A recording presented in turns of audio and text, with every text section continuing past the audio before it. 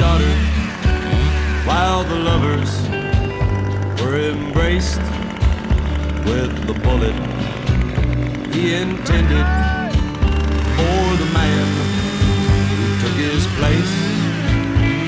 He cried through the night as he made his escape, but the rain that was falling could not wash away his shame.